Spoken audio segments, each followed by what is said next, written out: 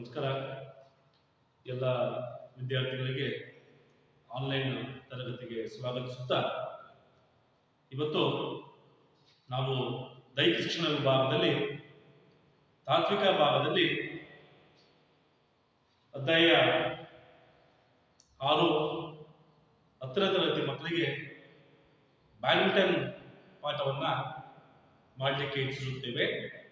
ವಿದ್ಯಾರ್ಥಿಗಳೇ, ನೀವೆಲ್ಲ ದೈಹಿಕ ಶಿಕ್ಷಣ ವಿಭಾಗದಲ್ಲಿ ಅಂತಿಮ ಘಟ್ಟಕ್ಕೆ ಬಂದಿದ್ದೀರಿ. 8ನೇ ತರಗತಿಯಲ್ಲಿ ಇದೇ ಬ್ಯಾಡ್ಮಿಂಟನ್ ಪಾಠವನ್ನ, ಆ ಬ್ಯಾಡ್ಮಿಂಟನ್ ಆಟದ ಇತಿಹಾಸವನ್ನು ನೀವು ನೋಡಿದ್ರಿ.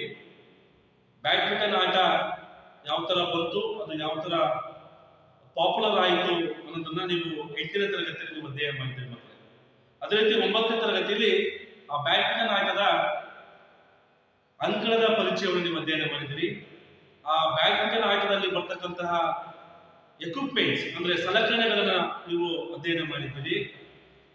ಮತ್ತೆ ಬ್ಯಾಡ್ಮಿಂಟನ್ ಆಟದ ನಿಯಮಗಳನ್ನು ನೀವು ಅಧ್ಯಯನ ಮಾಡಿದ್ದೀರಿ ಮಕ್ಕಳೇ. ಅದೇ ರೀತಿ ಇವತ್ತು 10ನೇ ತರಗತಿ ವಿಭಾಗದಲ್ಲಿ ಅದೇ ಬ್ಯಾಡ್ಮಿಂಟನ್ ಪಾಠದಲ್ಲಿ ನಾವು ಒಂದೆರಡು ಅಂಶಗಳನ್ನ ನಾವು ಇವತ್ತು ನಿಮಗೆ ಹೇಳಲಿಕ್ಕೆ ಇಚ್ಛಿಸುತ್ತೇನೆ ಮಕ್ಕಳೇ.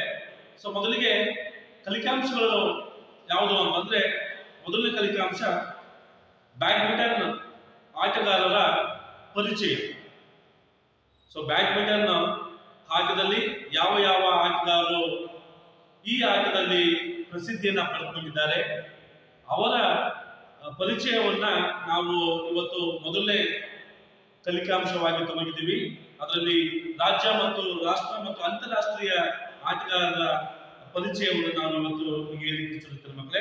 ಅದೇ ರೀತಿ ಎರಡನೇ ಕಲಿಕಾಂಶಗಳು ಏನ್ ಹೇಳಿದ್ದಪ್ಪ ಅಂತಂದ್ರೆ, ವಿವಿಧ ಹಂತಗಳಲ್ಲಿ ನಡೆಯುವ ಬ್ಯಾಡ್ಮಿಂಟನ್ ಪಂದ್ಯಾವಳಿಗಳ ಕುರಿತು ಪರಿಚಯವನ್ನು ನಾನು ನಿಮಗೆ ಹೇಳಲಿಕ್ಕೆ ಇಚ್ಛಿಸುತ್ತೇನೆ.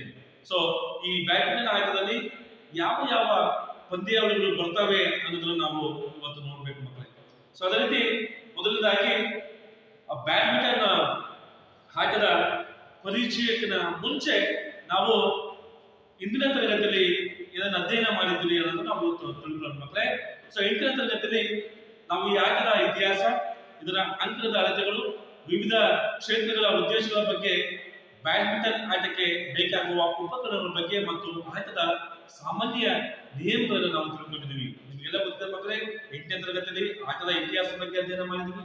9ನೇ ತರಗತಿಯಲ್ಲಿ ಆಟದ ಬೆಳವಣಿಗೆ, ಆಟದಲ್ಲಿ ಯಾವ ತರ ನಿಯಮಗಳು ಬರ್ತವೆ, ಅವೆಲ್ಲವೂ ಸಹ ನಾವು ಅಧ್ಯಯನ ಮಾಡಿದ್ವಿ. ಈ ವರ್ಷ ನಾವು ಬ್ಯಾಡ್ಮಿಂಟನ್ ಆಟಗಾರರ ಪರಿಚಯವನ್ನು ನಾವು ಅಧ್ಯಯನ ಮಾಡ್ತಾ ಇದ್ದೀವಿ. ಸೊ ರಾಜ್ಯ, ರಾಷ್ಟ್ರ ಮತ್ತು ಅಂತಾರಾಷ್ಟ್ರೀಯ ಆಟಗಾರರ ಪರಿಚಯವನ್ನು ನಾವು ಅಧ್ಯಯನ ಮಾಡ್ತೀವಿ. ಸೊ ಅದೇ ರೀತಿ ಮೊದಲನೇದಾಗಿ ಇವತ್ತು ನಾವು ರಾಜ್ಯದ ಪ್ರಸಿದ್ಧ ಆಟಗಾರರು ಯಾರು, ನಮ್ಮ ರಾಜ್ಯದಲ್ಲಿ ಯಾರ್ಯಾರು ಪ್ರಸಿದ್ಧ ಆಟಗಾರರಿದ್ದಾರೆ, ಯಾರು ರಾಜ್ಯವನ್ನ ಪ್ರತಿನಿಧಿಸಿದ್ದಾರೆ ಅಂತ ಆಟಗಾರರ ಪರಿಚಯದಲ್ಲಿ ಮೊದಲನೇದಾಗಿ ಪ್ರಕಾಶ್ ಪಡುಕೋಣೆ. ಯಾರಲ್ಲಿ? ಪ್ರಕಾಶ್ ಪಡುಕೋಣೆ ಅಂತಕ್ಕಂತಹ ವ್ಯಕ್ತಿಯ ನಾವು ಪರಿಚಯವನ್ನ ಇವತ್ತು ನಿಮಗೆ ಮಾಡಲಿಕ್ಕೆ ಇಚ್ಛಿಸುತ್ತೇನೆ.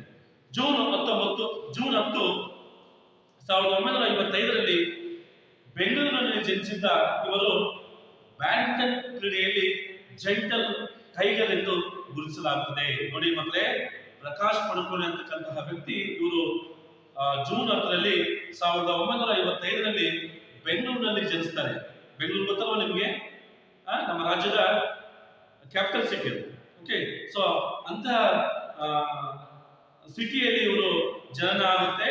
ಸೊ ಇವರಿಗೆ ಜೆಂಟಲ್ ಟೈಗರ್ ಎಂದು ಗುರುತಿಸಲಾಗ್ತದೆ. ಒಬ್ಬೊಬ್ಬರಿಗೆ ಒಂದೊಂದು ಆಟದಲ್ಲಿ ಒಬ್ಬೊಬ್ಬರಿಗೆ ಒಂದೊಂದು ಹೆಸರನ್ನ ಇಟ್ಟಿರ್ತಾರೆ. ಅವರ ಮಾಡಿರ್ತಕ್ಕಂಥ ಪ್ರಸಿದ್ಧಿಯ ಮೇಲೆ, ಅವರ ಪಾಪ್ಯುಲಾರಿಟಿ ಮೇಲೆ ಅವರಿಗೆ ಒಂದೊಂದು ಹೆಸರನ್ನ ಕೊಟ್ಟಿರ್ತಾರೆ.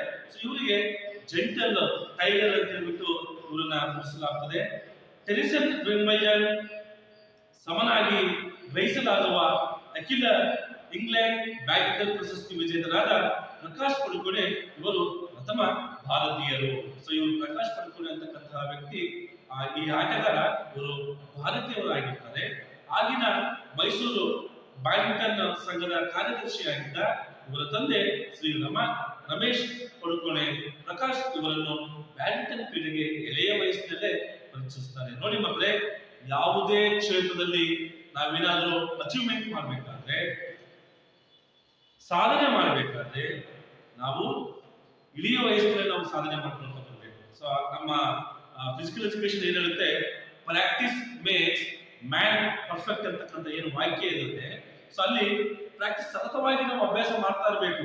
ಅದೇ ಈ ವ್ಯಕ್ತಿ ಪ್ರಕಾಶ್ ಪಡುಕೋಣೆ ಅಂತಕ್ಕಂಥ ವ್ಯಕ್ತಿ ಅವ್ರು ಏನ್ ಮಾಡ್ತಾರೆ, ಎಳೆಯ ವಯಸ್ಸಿನಲ್ಲೇ ಈ ಬ್ಯಾಡ್ಮಿಂಟನ್ ಆಟದಲ್ಲಿ ಅವರು ಅಭ್ಯಾಸವನ್ನ ಮಾಡ್ತಾ ಬರ್ತಾರೆ. ಸೊ ಅದಕ್ಕೆ ಕಾರಣಕರ್ತರು ಯಾರಪ್ಪ ಅಂತಂದ್ರೆ ರಮೇಶ್ ಪಡುಕೋಣೆ ಪ್ರಕಾಶ್ ಅಂತ ಹೇಳ್ತಕ್ಕಂಥ ವ್ಯಕ್ತಿ, ಅಂದ್ರೆ ಇವರ ತಂದೆ ಪ್ರಕಾಶ್ ಪಡುಕೋಣೆ ತಂದೆ. ಸೊ ಇವರು ಶ್ರೀ ರಮೇಶ್ ಪಡುಕೋಣೆ ಇವರು ಏನ್ ಮಾಡ್ತಾರೆ, ತನ್ನ ಮಗನನ್ನ ಎಳೆಯ ವಯಸ್ಸಿನಲ್ಲೇ ಬ್ಯಾಡ್ಮಿಂಟನ್ ಆಟದಲ್ಲಿ ಅವರು ಅಭ್ಯಾಸವನ್ನ ಮಾಡ್ತಾ ಬರ್ತಾರೆ. ಸೊ ರಾಷ್ಟ್ರೀಯ ಸೀನಿಯರ್ ಬ್ಯಾಡ್ಮಿಂಟನ್ ಪ್ರಶಸ್ತಿಯೊಂದಿಗೆ ಇವರನ್ನು ಅಂತಾರಾಷ್ಟ್ರೀಯ ಬ್ಯಾಡ್ಮಿಂಟನ್ ಕ್ರೀಡೆಗಾಗಿ ರಾಷ್ಟ್ರೀಯ ಕ್ರೀಡಾ ತಂಡದಲ್ಲಿ ಸೇರ್ಪಡೆ ಮಾಡಿಕೊಳ್ಳಲಾಯಿತು. ನೋಡಿ, ಇವರು ಏನ್ ಮಾಡ್ತಾರೆ, ಸಬ್ ಜೂನಿಯರ್ಸ್ ಆಟ ಆಡ್ತಾರೆ, ಜೂನಿಯರ್ಸ್ ಆಟ ಆಡ್ತಾರೆ, ಈಗ ಸೀನಿಯರ್ಸ್ ಆಟ ಆಡ್ಬಿಟ್ಟು ಅನೇಕ ಬ್ಯಾಡ್ಮಿಂಟನ್ ಪ್ರಶಸ್ತಿಯೊಂದಿಗೆ ಇವರು ಅಂತಾರಾಷ್ಟ್ರೀಯ ಬ್ಯಾಡ್ಮಿಂಟನ್ ಕ್ರೀಡೆಗಾಗಿ ರಾಷ್ಟ್ರೀಯ ಕ್ರೀಡೆ ತಂಡದಲ್ಲಿ ಸೇರ್ಪಡೆಗೊಳಿಸ್ತಾರೆ. ನೋಡಿ, ಇವರು ನ್ಯಾಷನಲ್ಸ್ ಅಲ್ಲಿ ಬಹಳಷ್ಟು ಪಾಪ್ಯುಲಾರಿಟಿ ಆಗಿರೋದ್ರಿಂದ ಅಂತಾರಾಷ್ಟ್ರೀಯ ತಂಡದಲ್ಲಿ ಇವರು ಸೇರ್ಪಡೆ ಆಗ್ತಾರೆ. ಇವರು ತೆಹರಾನ್ ಏಷ್ಯನ್ ಕ್ರೀಡೆಗಳಲ್ಲಿ ಕಂಚಿನ ಪದಕವನ್ನು ಪಡ್ಕೊಳ್ತಾರೆ. ಅಂತಾರಾಷ್ಟ್ರೀಯ ಮಟ್ಟದಲ್ಲಿ ತೆಹರಾನ್ ಏಷ್ಯನ್ ಕ್ರೀಡೆಯಲ್ಲಿ ಇವರೇನಾಗ್ತಾರೆ, ಕಂಚಿನ ಪದಕವನ್ನು ಪಡ್ಕೊಳ್ತಾರೆ. ನಂತರ ಕ್ರಿಸ್ಟ್ ಚರ್ಚ್ ನಲ್ಲಿ ನಡೆದ ಕಾಮನ್ವೆಲ್ತ್ ಕ್ರೀಡೆಗಳಲ್ಲಿ ಪೂರ್ವಾಂತ್ಯ ಪದದಲ್ಲಿ ಪರಾಭವಗೊಂಡು ನಿರ್ಗಮಿಸ್ತಾರೆ. ನೋಡಿ, ಅಲ್ಲಿ ನಂತರ ನಡೀತಕ್ಕಂಥ ಕ್ರಿಸ್ಟ್ ಚರ್ಚ್ ನಲ್ಲಿ ಕಾಮನ್ವೆಲ್ತ್ ಕ್ರೀಡೆಗಳಲ್ಲಿ ಏನಾಗ್ತಾರೆ, ಪೂರ್ವಾಂತ್ಯ ಪದದಲ್ಲಿ ಪರಾಭವಗೊಳ್ತಾರೆ, ಅಂದ್ರೆ ಅವರು ಸೋತ್ಬಿಟ್ಟು ಅವರು ನಿರ್ಗಮಿಸ್ತಾರೆ. ಆದರೆ ಎಡ್ವೈಟ್ ನಲ್ಲಿ ನಡೆದ ಕಾಮನ್ವೆಲ್ತ್ ಕ್ರೀಡೆಗಳಲ್ಲಿ ಡೆರೆಕ್ ಟೆಲ್ಬಾಟ್ ಇವರನ್ನು ಪರಾಭವಗೊಳಿಸಿ ಸ್ವರ್ಣ ಪದಕವನ್ನು ಪಡೆದುಕೊಳ್ತಾರೆ. ನೋಡಿ, ಅಲ್ಲಿ ಮೊದಲನೇ ಕಾಮನ್ವೆಲ್ತ್ ಕ್ರೀಡೆಗಳಲ್ಲಿ ಪೂರ್ವಾಂತ ಪದದಲ್ಲಿ ಅವರು ಸೋಲ್ತಾರೆ. ಸೊ ನಂತರ ಎಡ್ವೈಟ್ ನಲ್ಲಿ ನಡೆತಕ್ಕಂತಹ ಕಾಮನ್ವೆಲ್ತ್ ಕ್ರೀಡೆಗಳಲ್ಲಿ ಡೆರೆಕ್ ಟೆಲ್ಬಾಟ್ ಇವರನ್ನು ಪರಾಭವಗೊಳಿಸಿ ಸ್ವರ್ಣ ಪದಕವನ್ನು ಪಡ್ಕೊಳ್ತಾರೆ. ನಂತರ ಲಂಡನ್ ರಾಯಲ್ಸ್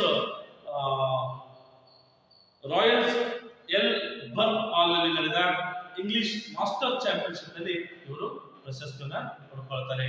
ಮುಂದುವರೆದು ಇವರು ಡ್ಯಾನಿಶ್ ಮುಕ್ತ ಮತ್ತು ಸ್ವೀಡನ್ ಮುಕ್ತ ಚಾಂಪಿಯನ್ಶಿಪ್ ನಲ್ಲಿ ಗೆದ್ದುಕೊಳ್ತಾರೆ. ನೋಡಿ, ಮೊದಲು ನಡೀತಕ್ಕಂಥ ಕಾಮನ್ವೆಲ್ತ್ ಅವರು ಸೋಲ್ತಾರೆ, ಆ ನಂತರ ಅಡ್ವೈಟ್ ಕಾಮನ್ವೆಲ್ತ್ ಅವರು ಗೆದ್ದುಬಿಟ್ಟು ಅನೇಕ ಡ್ಯಾನಿಶ್ ಮುಕ್ತ ಮತ್ತು ಸ್ವೀಡಿಶ್ ಮುಕ್ತ ಚಾಂಪಿಯನ್ಶಿಪ್ ನಲ್ಲಿ ಇವರು ಪ್ರಶಸ್ತಿಯನ್ನ ಗಳಿಸ್ತಾರೆ. ಇವರ ಅಖಿಲ ಇಂಗ್ಲೆಂಡ್ ಚಾಂಪಿಯನ್ಶಿಪ್ ನ ಗೆಲುವು ಇವರಿಗೆ ಜಗತ್ತಿನ ಪ್ರಥಮ ಶ್ರೇಯಾಂಕವನ್ನ ತಂದುಕೊಡುತ್ತೆ. ನೋಡಿ, ಅಖಿಲ ಇಂಗ್ಲೆಂಡ್ ಚಾಂಪಿಯನ್ಶಿಪ್ ನಲ್ಲಿ ಇವರು ಗೆಲುವನ್ನ ತಗೊಂಡ್ಬಿಟ್ಟು ಪ್ರಪ್ರಥಮವಾಗಿ ಶ್ರೇಯಾಂಕವನ್ನ ತಗೊಳ್ತಾರೆ. ಇದರಿಂದ ಇವರು ಸ್ವೀಡಿಶ್ ಮುಕ್ತ ಟೂರ್ನಮೆಂಟ್ ನಲ್ಲಿ ರೂಡಿ ಆಲ್ಟೋನೋ ಇವರನ್ನು ಪ್ರಾರಂಭಿಕ ಸುತ್ತಿನಲ್ಲಿ ಪರಾಭವಗೊಳಿಸುತ್ತಾರೆ. ಇದು ಇವರಿಗೆ ಅವಿಸ್ಮರಣೀಯ ಘಟನೆ ಆಗಿತ್ತು. ಪ್ರಕಾಶ್ ಪಡುಕೋಣೆ ಇವರಿಗೆ ಅರ್ಜುನ ಪ್ರಶಸ್ತಿಯನ್ನು ಹಾಗೂ ಪ್ರತಿಷ್ಠಿತ ಪದ್ಮಶ್ರೀ ಪ್ರಶಸ್ತಿಯನ್ನು ನೀಡಿ ಭಾರತ ಸರ್ಕಾರ ಅವರಿಗೆ ಗೌರವವನ್ನು ಕೊಡ್ತದೆ. ನೋಡಿ, ಅನೇಕ ಪ್ರಶಸ್ತಿಗಳನ್ನು ತಗೊಳ್ತಾರೆ, ರಾಜ್ಯ ಮಟ್ಟದಲ್ಲಿ ಪ್ರಶಸ್ತಿಗಳನ್ನು ತಗೊಳ್ತಾರೆ, ರಾಷ್ಟ್ರೀಯ ಮಟ್ಟದಲ್ಲಿ ಪ್ರಶಸ್ತಿಯನ್ನು ತಗೊಳ್ತಾರೆ, ಅನೇಕ ಅಂತಾರಾಷ್ಟ್ರೀಯ ಮಟ್ಟಗಳಲ್ಲಿ ಇವರು ಪ್ರಶಸ್ತಿಯನ್ನು ತಗೊಂಡ್ಬಿಟ್ಟು ಇವರಿಗೆ ಪ್ರಕಾಶ್ ಪಡುಕೋಣೆ ಇವರಿಗೆ ನಮ್ಮ ಭಾರತ ಸರ್ಕಾರ ಇವರಿಗೆ ಅರ್ಜುನ ಪ್ರಶಸ್ತಿಯನ್ನ ಕೊಟ್ಬಿಟ್ಟು ಗೌರವವನ್ನು ಕೊಡುತ್ತೆ ಮತ್ತು ಪ್ರತಿಷ್ಠಿತ ಪದ್ಮಶ್ರೀ ಪ್ರಶಸ್ತಿಯನ್ನು ನೀಡಿಬಿಟ್ಟು ಭಾರತ ಸರ್ಕಾರ ಗೌರವವನ್ನ ಕೊಡುತ್ತೆ.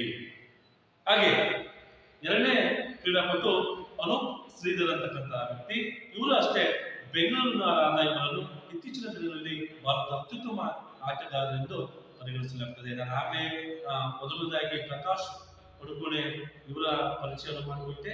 ಈಗ ನಂತರ ವ್ಯಕ್ತಿ ಅನೂಪ್ ಶ್ರೀಧರ್ ಅಂತಕ್ಕಂಥ ವ್ಯಕ್ತಿ, ಇವರು ಅಷ್ಟೇ ಬೆಂಗಳೂರಿನ ಆಗ್ತಾರೆ. ಇವರನ್ನು ಇತ್ತೀಚಿನ ದಿನಗಳಲ್ಲಿ ಭಾರತದ ಅತ್ಯುತ್ತಮ ಆಟಗಾರರೆಂದು ಪರಿಗಣಿಸಲಾಗುತ್ತದೆ.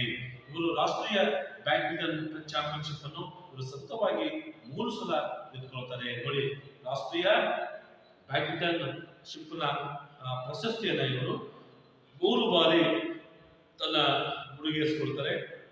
ಇವರು ಅತ್ಯಂತ ವೇಗವಾಗಿ ಶಟಲ್ ಅಪ್ಪಳಿಸುವರೆಂದು ಪವರ್ಫುಲ್ ಸ್ಮ್ಯಾಶರ್ ಎಂದು ಹೆಸರುವಾಸಿಯಾಗಿರ್ತಾರೆ. ಯಾರು? ಅನೂಪ್ ಶ್ರೀಧರ್ ಅಂತಕ್ಕಂಥ ವ್ಯಕ್ತಿ ಪವರ್ಫುಲ್ ಸ್ಮ್ಯಾಶರ್ ಅಂತಕ್ಕಂಥ ಬಿರುದನ್ನ ಪಡ್ಕೊಳ್ತಾರೆ. ಇವರು 2002ರಲ್ಲಿಯೇ ಅಂತಾರಾಷ್ಟ್ರೀಯ ಮಟ್ಟದಲ್ಲಿ ಪದಕ ಪಡೆದು ಭಾಗವಹಿಸಲು ಪ್ರಾರಂಭಿಸ್ತಾರೆ. ನೋಡಿ, 2002ನೇ ಇಸ್ವಿಯಲ್ಲಿ ಅನೇಕ ರಾಜ್ಯ, ರಾಷ್ಟ್ರ, ಅಂತಾರಾಷ್ಟ್ರೀಯ ಆಟಗಾರರಾಗಿ ಪರಿಚಯವಾಗಿ ಪವರ್ಫುಲ್ ಸ್ಮ್ಯಾಶರ್ ಅಂತಕ್ಕಂಥ ಬಿರುದನ್ನು ಪಡ್ಕೊಂಡ್ಬಿಟ್ಟು ಅಂತಾರಾಷ್ಟ್ರೀಯ ಮಟ್ಟದಲ್ಲಿ 2002ರಲ್ಲಿ ಇವರು ಪದಕವನ್ನು ಪಡ್ಕೊಳ್ತಾರೆ. 30ನೆಯ ಹಂಗೇರಿಯನ್ ಅಂತಾರಾಷ್ಟ್ರೀಯ ಕೂಟದಲ್ಲಿ ಇವರು ವಿಜಯಿಯಾಗಿದ್ದು, ಇವರು ಮೆಲ್ಬೋರ್ನ್ ಕಾಮನ್ವೆಲ್ತ್ ಕ್ರೀಡಾಕೂಟದಲ್ಲಿ ಕಂಚಿನ ಪದಕವನ್ನ ಪಡೆದುಕೊಳ್ಳುತ್ತಾರೆ. ನೋಡಿ, 30ನೆಯ ಹಂಗೇರಿಯನ್ ಅಂತಾರಾಷ್ಟ್ರೀಯ ಕೂಟದಲ್ಲಿ ಇವರು ವಿಜಯಿಯಾಗ್ತಾರೆ. ಸೊ ನಂತರ ನಡೀತಕ್ಕಂತಹ ಕಾಮನ್ವೆಲ್ತ್ ಕ್ರೀಡಾಕೂಟದಲ್ಲಿ ಇವರು ಕಂಚಿನ ಪದಕವನ್ನ ಪಡೆದುಕೊಳ್ಳುತ್ತಾರೆ. ಇವರು ಅಂತಾರಾಷ್ಟ್ರೀಯ ಅಗ್ರ ಶ್ರೇಯಾಂಕಿತನಾದ ಇಂಡೋನೇಷಿಯಾದ ಶೋಫಿಕ್ ಹಿದಾಯತ್ ಇವರನ್ನು ಸೋಲಿಸುತ್ತಾರೆ. ಇವರು ಕರ್ನಾಟಕ ರಾಜ್ಯವು ಇವರಿಗೆ ಏಕಲವ್ಯ ಪ್ರಶಸ್ತಿಯನ್ನು ಗೌರವಿಸಿ ಮತ್ತು ಭಾರತ ಸರ್ಕಾರ ಅರ್ಜುನ ಪ್ರಶಸ್ತಿಯನ್ನ ನೀಡುತ್ತಾರೆ. ನೋಡಿ, ಈ ಅನೂಪ್ ಶ್ರೀಧರ್ ಅಂತಕ್ಕಂಥ ವ್ಯಕ್ತಿ ಇವರು ಬೆಂಗಳೂರು ಆಗ್ತಾರೆ. ಅನೇಕ ರಾಜ್ಯ ಮತ್ತು ರಾಷ್ಟ್ರ ಮಟ್ಟದಲ್ಲಿ ಪ್ರಶಸ್ತಿಯನ್ನು ತಗೊಳ್ತಾರೆ. ಅಂತಾರಾಷ್ಟ್ರೀಯ ಮಟ್ಟದಲ್ಲಿ ಪ್ರಶಸ್ತಿಯನ್ನು ಪಡ್ಕೊಳ್ತಾರೆ. ಮೆಲ್ಬೋರ್ನ್ ಕಾಮನ್ವೆಲ್ತ್ ಕ್ರೀಡಾಕೂಟದಲ್ಲಿ ಕಂಚಿನ ಪದಕವನ್ನ ಪಡ್ಕೊಂಡ್ಬಿಟ್ಟು ಅನೇಕ ಪ್ರಶಸ್ತಿನ ಇವರು ತನ್ನದಾಗಿ ಮಾಡಿಕೊಳ್ತಾರೆ. ಅದಕ್ಕೆ ಕರ್ನಾಟಕ ಸರ್ಕಾರ ಮತ್ತು ಭಾರತ ಸರ್ಕಾರ ಇವರಿಗೆ ಪ್ರಶಸ್ತಿಯನ್ನು ಕೊಡ್ತಾರೆ. ಕರ್ನಾಟಕ ಸರ್ಕಾರ ಏಕಲವ್ಯ ಪ್ರಶಸ್ತಿಯನ್ನು ಕೊಟ್ಬಿಟ್ಟು ಗೌರವವನ್ನು ನೀಡುತ್ತಾರೆ. ಭಾರತ ಸರ್ಕಾರ ಅರ್ಜುನ ಪ್ರಶಸ್ತಿಯನ್ನು ಹೇಳ್ಬಿಟ್ಟು ಇವರಿಗೆ ಗೌರವವನ್ನು ಕೊಡ್ತಾರೆ. ಅದೇ ರೀತಿ 3ನೇಯ ಕ್ರೀಡಾಪಟು ಅರವಿಂದ್ ಭಟ್ ಅಂತಕ್ಕಂತಹ ವ್ಯಕ್ತಿ ಬೆಂಗಳೂರಿನ ಪ್ರಕಾಶ್ ಪಡುಕೋಣೆ ಅಕಾಡೆಮಿಯಲ್ಲಿ ಪಳಗಿದ ಅರವಿಂದ್ ಇವರು ಈಗ ಜಗತ್ತಿನ 46ನೆಯ ಶ್ರೇಯಾಂಕಿತರು ಮತ್ತು ರಾಷ್ಟ್ರೀಯ ವೀರ ಗಣಿಯಾಗಿರುತ್ತಾರೆ. ನೋಡಿ, ಇವರು ಅರವಿಂದ್ ಭಟ್ ಅಂತಕ್ಕಂತಹ ಕ್ರೀಡಾಪಟು ಪ್ರಕಾಶ್ ಪಡುಕೋಣೆಯ ಅಕಾಡೆಮಿಯಲ್ಲಿ ಇವರು ಪ್ರಾಕ್ಟೀಸ್ ತಗೊಳ್ತಾ ಇರ್ತಾರೆ. ಇವರು ಜಗತ್ತಿನ 46ನೇ ಶ್ರೇಯಾಂಕಿತರು ಮತ್ತು ರಾಷ್ಟ್ರೀಯ ವೀರಗಣಿಯಾಗಿರುತ್ತಾರೆ. ಇವರು ಸ್ಕಾಟಿಷ್ ಮುಕ್ತ ಬ್ಯಾಡ್ಮಿಂಟನ್ ಟೂರ್ನಿಯಲ್ಲಿ ತೃತೀಯ ಸೀಡ್ ಆದ ಜರ್ಮನಿಯ ಮಾರ್ಕ್ ಜಿಬ್ಲರ್ ಇವರನ್ನು 15-8, 15-7ರಿಂದ ಮಣಿಸಿ ಚಾಂಪಿಯನ್ಶಿಪ್ ಆಗ್ತಾರೆ. ಇವರು ಕ್ಯಾಲಿಡೋನಿಯಾ ಮುಕ್ತ ಬ್ಯಾಡ್ಮಿಂಟನ್ ಟೂರ್ನಿಯಲ್ಲಿ ಜಾಗತಿಕ 48ನೇ ಶ್ರೇಯಾಂಕಿತರಾದ ಸ್ಪೇನ್ನ ಎಬಿಯನ್ ಎನ್ನುವವರನ್ನು ಪರಾಭವಗೊಳಿಸಿ ವೀರಗಣಿಯಾದವರು. ಮುಂದುವರೆದು ಇವರು ಜೆಡ್ ಅಂತಾರಾಷ್ಟ್ರೀಯ ಮುಕ್ತ ಟೂರ್ನಿಯಲ್ಲಿ ಗೆದ್ದುಕೊಳ್ತಾರೆ. ಅರವಿಂದ್ ಭಟ್ ಅವರು ಡಾಮಸ್ಕೋಸ್ನ ಸಿರಿಯನ್ ಸೆಟ್ಲೈಟ್ ಸರಣಿ ಪಂದ್ಯ ಮತ್ತು ಅಮ್ಮಾನ್ನಲ್ಲಿ ನಡೆದ ಜೋರ್ಡನ್ ಮುಕ್ತ ಪಂದ್ಯವನ್ನು ಗೆದ್ದುಕೊಳ್ತಾರೆ. ಟಾಟಾ ಮುಕ್ತ ಸೀನಿಯರ್ ರ್ಯಾಂಕಿಂಗ್ ಪಂದ್ಯದಲ್ಲಿ ವಿಜೇತರಾಗಿ ಹೊರಹೊಮ್ಮುತ್ತಾರೆ. ಇವರು ಮೊದಲ ಬಾರಿಗೆ ಇಂಡೋರ್ನಲ್ಲಿ ನಡೆದ ರಾಷ್ಟ್ರೀಯ ಬ್ಯಾಡ್ಮಿಂಟನ್ ಚಾಂಪಿಯನ್ಶಿಪ್ನಲ್ಲಿ ಪಿ ಕಶ್ಯಪ್ ಇವರನ್ನು ಪರಾಭವಗೊಳಿಸಿ ವೀರಗಣಿಯಾದವರು. ಕಳೆದ ಜನವರಿ ಪಿ ಕಶ್ಯಪ್ ಇವರನ್ನು ಪುರುಷರ ರಾಷ್ಟ್ರೀಯ ಚಾಂಪಿಯನ್ಶಿಪ್ನಲ್ಲಿ ಮತ್ತೊಮ್ಮೆ ಪರಾಭವಗೊಳಿಸಿ ವೀರಗಣಿ ಪಟ್ಟವನ್ನು ಪಡೆದುಕೊಳ್ಳುತ್ತಾರೆ. ಅದಲ್ಲವಾ, ಇವರು ಅರವಿಂದ್ ಭಟ್ ಅಂತಕ್ಕಂಥ ವ್ಯಕ್ತಿ ಇವರು ಬೆಂಗಳೂರಿನ ಪ್ರಕಾಶ್ ಪಡುಕೋಣೆ ಅಕಾಡೆಮಿಯಲ್ಲಿ ಇವರು ಪ್ರಾಕ್ಟೀಸ್ ಮಾಡ್ತಾ 46ನೇ ಶ್ರೇಯಾಂಕಿತ ಪ್ಲೇಯರ್ ಆಗಿ ಹೊರಹೊಮ್ಮುತ್ತಾರೆ. ಇವರು ಅನೇಕ ರಾಷ್ಟ್ರ ಮತ್ತು ಅಂತಾರಾಷ್ಟ್ರೀಯ ಮಟ್ಟದಲ್ಲಿ ಭಾಗವಹಿಸಿ ಅಂತಾರಾಷ್ಟ್ರೀಯ ಮಟ್ಟದಲ್ಲಿ ಅನೇಕ ಪವರ್ಫುಲ್ ಪ್ಲೇಯರ್ಸ್ ಆದಂತ ಅವರನ್ನು ಪರಾಭವಗೊಳಿಸಿ ವೀರಗಣಿಯಾಗ್ತಾರೆ. ನಂತರ ಇವರು ಅರವಿಂದ್ ಭಟ್ ಅವರು ಡಮಸ್ಕಸ್ನ ಸಿರಿಯನ್ ಸ್ಯಾಟಲೈಟ್ ಸರಣಿ ಪಂದ್ಯ ಮತ್ತು ಅಮಾನ್ನಲ್ಲಿ ನಡೆದ ಜೋರ್ಡನ್ ಮುಕ್ತ ಪಂದ್ಯವನ್ನು ಗೆದ್ದುಕೊಳ್ಳುತ್ತಾರೆ. ನೋಡಿ, ಅನೇಕ ನಡೀತಕ್ಕಂತಹ ರಾಷ್ಟ್ರೀಯ ಮತ್ತು ಅಂತಾರಾಷ್ಟ್ರೀಯ ಮಟ್ಟದಲ್ಲಿ ಪಂದ್ಯಾಟಗಳಾಗಿಬಿಟ್ಟು ಅವರು ಒಳ್ಳೆಯ ಪವರ್ಫುಲ್ ಪ್ಲೇಯರ್ಸ್ ಅನ್ನ ಪರಾಭವಗೊಳಿಸಿ ಇವರು ಜಯಶೀಲರಾಗ್ತಾರೆ. ನಂತರ ಇವರನ್ನು ಪುರುಷರ ರಾಷ್ಟ್ರೀಯ ಚಾಂಪಿಯನ್ಶಿಪ್ ನಲ್ಲಿ ಮತ್ತೊಮ್ಮೆ ಪರಾಭವಗೊಳಿಸಿ ವೀರಗಣಿ ಪಟ್ಟವನ್ನು ಪಡ್ಕೊಳ್ತಾರೆ. ಅನೇಕ ನಮ್ಮ ದೇಶದ ಪಿ ಕಶ್ಯಪ್ ಅಂತಕ್ಕಂಥ ವ್ಯಕ್ತಿ ಇವರನ್ನು ಸಹ ಅವರು ಸೋಲಿಸಿಬಿಟ್ಟು ಇವರು ವೀರಗಣಿ ಪಟ್ಟವನ್ನ ಪಡ್ಕೊಳ್ತಾರೆ. ಇನ್ನ ರಾಷ್ಟ್ರದ ಈಗ ನಾವು ಪ್ರಕಾಶ್ ಪಡುಕೋಣೆ ಅಂತಕ್ಕಂಥ ವ್ಯಕ್ತಿ ಮತ್ತು ಅರವಿಂದ್ ಭಟ್, ಅನೂಪ್ ಶ್ರೀಧರ್ ಇವೆಲ್ಲ ಸಹ ಇವರು ರಾಜ್ಯದ ಆಟಗಾರರಾಗಿ ನಾವು ಅವರ ಪರಿಚಯವನ್ನ ಹೇಳ್ಬಿಟ್ಟು ಮಕ್ಕಳೇ. ಇನ್ನ ರಾಷ್ಟ್ರದ ಪ್ರಸಿದ್ಧ ಆಟಗಾರರ ಪರಿಚಯವನ್ನು ನಾವು ತಿಳ್ಕೊಳ್ಳೋಣ. ಆಗಲೇ 4 ಜನ ಹೇಳ್ಕೊಟ್ಟಿದ್ದು ರಾಜ್ಯದ ಪ್ರಸಿದ್ಧ ಆಟಗಾರರು. ಈಗ ರಾಷ್ಟ್ರೀಯ ಪ್ರಸಿದ್ಧ ಆಟಗಾರರ ಪರಿಚಯವನ್ನು ನಾವು ತಿಳ್ಕೊಳ್ಳೋಣ. ಸೊ ಮೊದಲಿಗೆ ಪುಲ್ಲೇಲ ಗೋಪಿಚಂದ್. ಎಲ್ಲಿ ಹೆಸರು? ಪುಲ್ಲೇಲ ಗೋಪಿಚಂದ್. ಪುಲ್ಲೇಲ ಗೋಪಿಚಂದ್ ಅವರು ಭಾರತದ ಬ್ಯಾಡ್ಮಿಂಟನ್ ಆಟಗಾರರಾಗಿದ್ದು, ಇವರು ದಿನಾಂಕ 16/11/1973ರಲ್ಲಿ ಆಂಧ್ರ ಪ್ರದೇಶದ ನಾಗಾಂಧ್ರದಲ್ಲಿ ಇವರು ಜನಿಸ್ತಾರೆ. ನೋಡಿ, ಪುಲ್ಲೇಲ ಗೋಪಿಚಂದ್ ಅಂತಕ್ಕಂತಹ ವ್ಯಕ್ತಿ ಇವರು ಭಾರತದ ಪ್ರಸಿದ್ಧ ಬ್ಯಾಡ್ಮಿಂಟನ್ ಆಟಗಾರರಾಗಿರ್ತಾರೆ. ಇವರು 16/11/1973ರಲ್ಲಿ ಆಂಧ್ರ ಪ್ರದೇಶದ ನಾಗಾಂಧ್ರದಲ್ಲಿ ಇವರು ಜನಿಸ್ತಾರೆ. ಇವರು ಅಖಿಲ ಇಂಗ್ಲೆಂಡ್ ಚಾಂಪಿಯನ್ಶಿಪ್ ನಲ್ಲಿ ಗೆದ್ದು ದ್ವಿತೀಯ ಭಾರತೀಯರಾಗಿರ್ತಾರೆ. ಇವರು ಅಖಿಲ ಇಂಗ್ಲೆಂಡ್ ಚಾಂಪಿಯನ್ಶಿಪ್ ಅನ್ನ ಗೆದ್ದು ದ್ವಿತೀಯ ಭಾರತೀಯರಾಗಿರ್ತಾರೆ. ಅಂದ್ರೆ ಸೊ ಇವರು ಎರಡನೇ ವ್ಯಕ್ತಿ ಆಗಿರ್ತಾರೆ. ಓಕೆ, ಅದತ್ತ ಯಾವ ಚಾಂಪಿಯನ್ಶಿಪ್ ಅದು? ಇಂಗ್ಲೆಂಡಿನ ಚಾಂಪಿಯನ್ಶಿಪ್, ಅಖಿಲ ಇಂಗ್ಲೆಂಡ್ ಚಾಂಪಿಯನ್ಶಿಪ್ ನಲ್ಲಿ ಗೆದ್ದುಬಿಟ್ಟು ಎರಡನೆಯ ಭಾರತೀಯರಾಗಿರ್ತಾರೆ. ಇವರು 3 ಬಾರಿ ಅಂತಾರಾಷ್ಟ್ರೀಯ ಥಾಮಸ್ ಕಪ್ ಟೂರ್ನಮೆಂಟ್ ಅಲ್ಲಿ ಭಾರತವನ್ನು ಪ್ರತಿನಿಧಿಸಿದವರು. 1977ರಲ್ಲಿ ನಡೆದ ಭಾರತೀಯ ಗ್ರ್ಯಾಂಡ್ ಪ್ರೀ ಪಂದ್ಯಾಟಗಳಲ್ಲಿ ಇವರು ಅನೇಕ ಶ್ರೇಯಾಂಕಿತ ಕ್ರೀಡಾಪಟುಗಳನ್ನು ಸೋಲಿಸಿ ಅಂತಾರಾಷ್ಟ್ರೀಯ ಮಟ್ಟದಲ್ಲಿ ಬೆಳಕಿಗೆ ಬಂದವರು. ಫ್ರಾನ್ಸ್ ನಲ್ಲಿ ನಡೆದ ಟೌನ್ ಹೌಸ್ ಮುಕ್ತ ಚಾಂಪಿಯನ್ಶಿಪ್ ಅನ್ನು ಮತ್ತು ಸ್ಕಾಟ್ಲೆಂಡ್ ನ ಸ್ಕಾಟಿಷ್ ಮುಕ್ತ ಚಾಂಪಿಯನ್ಶಿಪ್ ಗೆದ್ದು ಕೊಂಡವರು. 2001ರಲ್ಲಿ ಗೋಪಿಚಂದ್ ಅವರ ಜೀವಮಾನದ ಸ್ವರ್ಣ ವರ್ಷವಾಯಿತು. ಈ ಸಂದರ್ಭದಲ್ಲಿ ಇವರು ಲಂಡನ್ ನಲ್ಲಿ ನಡೆದ ಅಖಿಲ ಇಂಗ್ಲೆಂಡ್ ಬ್ಯಾಡ್ಮಿಂಟನ್ ಪ್ರಶಸ್ತಿ ಗೆದ್ದುಕೊಳ್ತಾರೆ.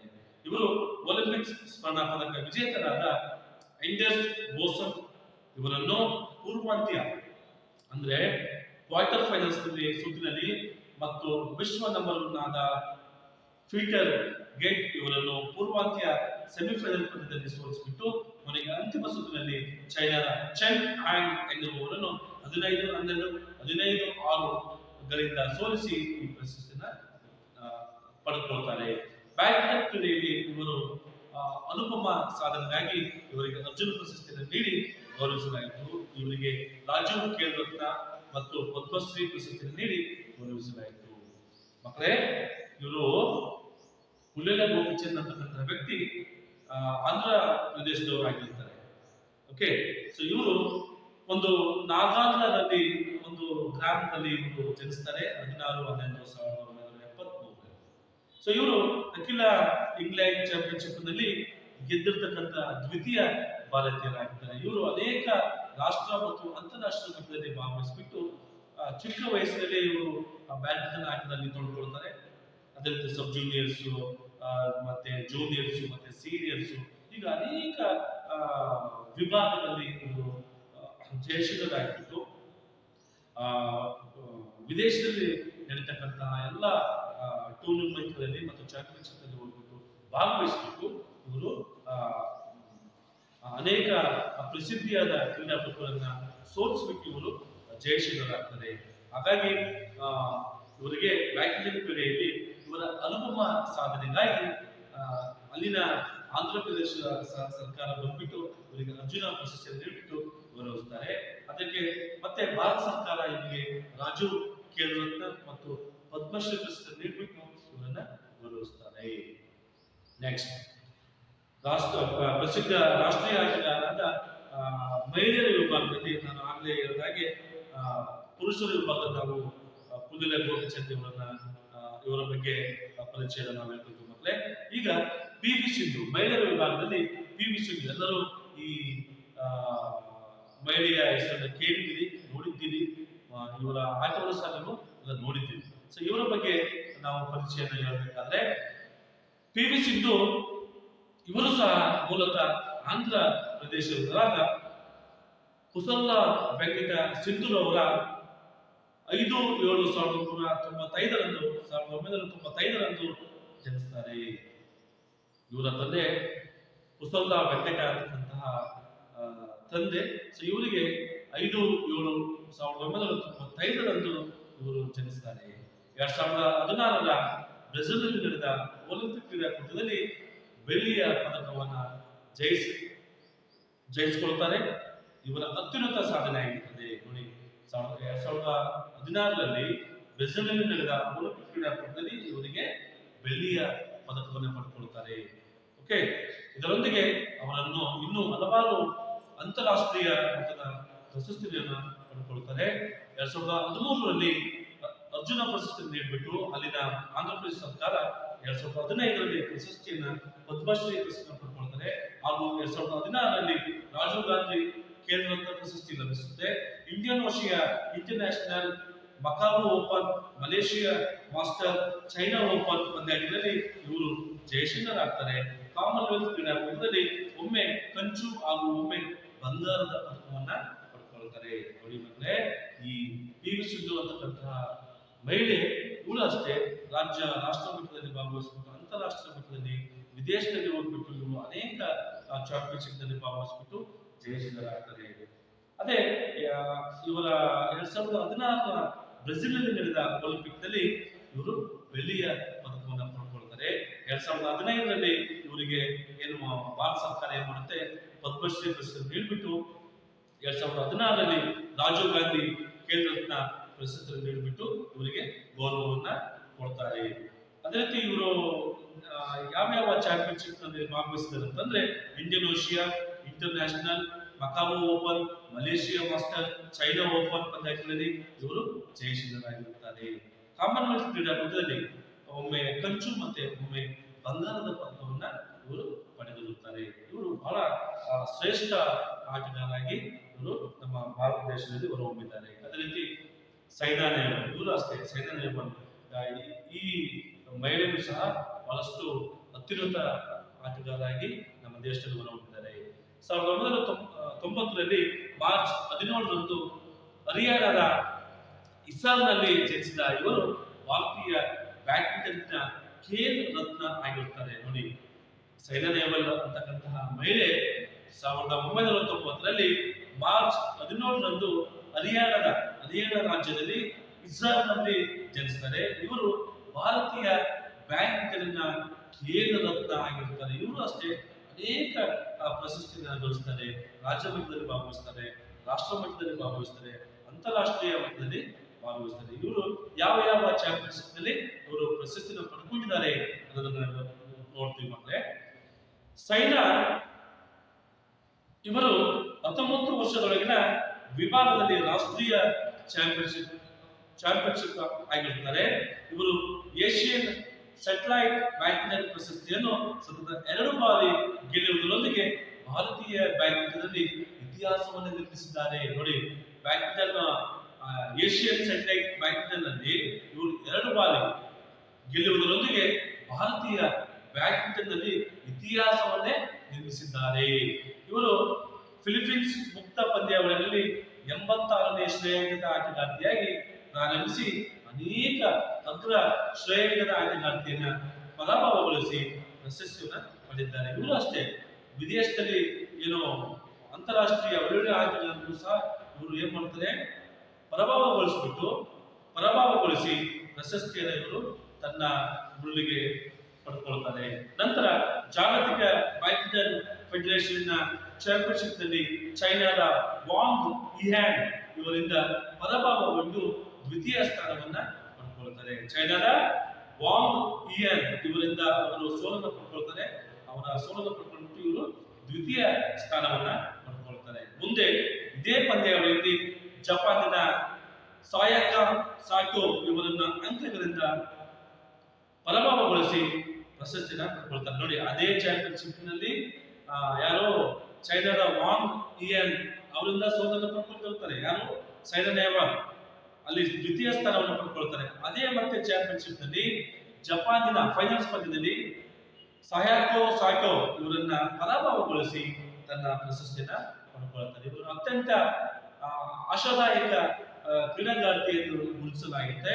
ಸೈನಾ ಇವರನ್ನು ಪ್ರಕಾಶ್ ಪಡುಕೋಣೆ ಮತ್ತು ಪುಲ್ಲೇಲ ಗೋಪಿಚಂದ್ ಸರಿ ಸಮಾನರಾಗಿ ಗುರುತಿಸಲಾಗ್ತದೆ. ನೋಡಿ, ನಾನೇನು ಆಗ್ಲೇ ಪ್ರಕಾಶ್ ಪಡುಕೋಣೆ ಮತ್ತು ಪುಲ್ಲೇಲ ಗೋಪಿಚಂದ್ ಇವ್ರ ಬಗ್ಗೆ ನಾನೇನು ಪರಿಚಯ ಮಾಡ್ಕೊಟ್ಟಿನಲ್ಲ, ಅವರ ಎತ್ತರಕ್ಕೆ ಇವರು ಸೈನಾ ನೆಹವಾಲ್ ಬೆಳೆದಿದ್ದಾರೆ. ಅವರ ಎತ್ತರದಲ್ಲಿ ಅವರ ಹತ್ತಿರಕ್ಕೆ ಹೋಗಿ ಆಟವನ್ನು ಆಟ ಆಡ್ತಾರೆ. ಅಂದ್ರೆ ಅವರಷ್ಟೇ ಸಮಾನರಾಗಿ ಸೈನಾ ನೆಹವಾಲ್ ಬೆಳೆದಿದ್ದಾರೆ ಅಂತಕ್ಕಂಥದ್ದನ್ನ ನಿಮಗೆ ಹೇಳ್ತೀನಿ ಮಕ್ಕಳೇ. ಇವರು ಜೂನ್ ಜಾಗತಿಕ ಬ್ಯಾಡ್ಮಿಂಟನ್ ಫೆಡರೇಷನ್ ಸೂಪರ್ ಸಿರೀಸ್ ಪ್ರಶಸ್ತಿಯನ್ನು ಗೆದ್ದು ಪ್ರಥಮ ಭಾರತೀಯ ಮಹಿಳೆಯರಾಗ್ತಾರೆ. ನೋಡಿ, ಜೂನ್ ಜಾಗತಿಕ ಬ್ಯಾಡ್ಮಿಂಟನ್ ಫೆಡರೇಷನ್ ಸೂಪರ್ ಸಿರೀಸ್ ಪ್ರಶಸ್ತಿಯನ್ನು ನೋಡಿ, ಪ್ರಥಮ ಭಾರತೀಯರಾಗಿ ಯಾರು? ಸೈನಾ ನೆಹ್ವಾಲ್. ಇವರು ಸೂಪರ್ ಸಿರೀಸ್ ಪ್ರಶಸ್ತಿಯನ್ನು ಪಡ್ಕೊಳ್ತಾರೆ. ಯಾರು? ಸೈನಾ ನೆಹ್ವಾಲ್. ಯಾವ ಪ್ರಶಸ್ತಿ ಅದು? Super series.